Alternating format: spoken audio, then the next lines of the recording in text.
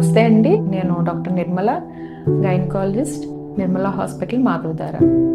Self medication ఈ రోజుల్లో ఇది ప్రతి ఒక్కరికి తెలిసిందే, ప్రతి ఇంట్లో జరిగేదే సర్వసాధారణంగా.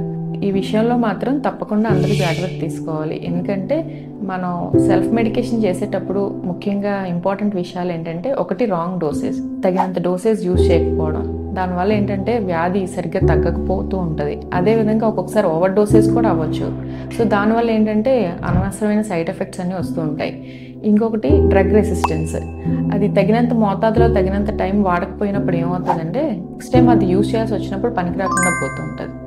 సో ఇంకా లాంగ్ టర్మ్ తెలియకుండా వాడుతూ ఉండటం వల్ల ఏమవుద్ది, దానివల్ల వచ్చే సైడ్ ఎఫెక్ట్స్, కాంప్లికేషన్స్ కూడా చూడాల్సి ఉంటుంది. కాబట్టి ప్రతి ఒక్కళ్ళు సెల్ఫ్ మెడికేషన్ అనేది అవాయిడ్ చేయడం బెటర్. ఇంకా ప్రెగ్నెంట్ మదర్ విషయానికి వస్తే తప్పకుండా తల్లి పిల్ల ఇద్దరు సేఫ్టీని దృష్టిలో ఉంచుకొని సెల్ఫ్ మెడికేషన్ అవాయిడ్ చేయండి. మీకు అది ఫ్లూ కావచ్చు, లేదా ఫీవర్ కావచ్చు, ఇంకేదన్నా అవ్వచ్చు. త్రూ అవుట్ ప్రెగ్నెన్సీ ఎంత తక్కువ యాంటీబయాటిక్స్ అయినా, పెయిన్ కిల్లర్స్ అయినా యూజ్ చేయగలిగితే అంత మంచిది. ఎందుకంటే వాటి వల్ల ప్రెగ్నెన్సీలో ఆర్గనోజెన్సిస్ అంటాం, అంటే ఫస్ట్ 3 months ఆఫ్ లైఫ్లో ఆర్గాన్స్ ఫామ్ అవుతూ ఉంటాయి. అలాంటప్పుడు మీరు ఇష్టం వచ్చిన మెడిసిన్స్ యూజ్ చేశారనుకోండి, తప్పకుండా అది బేబీకి ప్రాబ్లం క్రియేట్ చేస్తూ ఉంటుంది. కాబట్టి సెల్ఫ్ మెడికేషన్ ఎంత అవాయిడ్ చేస్తే అంత మంచిది. Thank you. ఈ విషయంలో మీకు ఏమన్నా ఇంకా డౌట్స్ ఉంటే కామెంట్ సెక్షన్లో కామెంట్ చేయండి.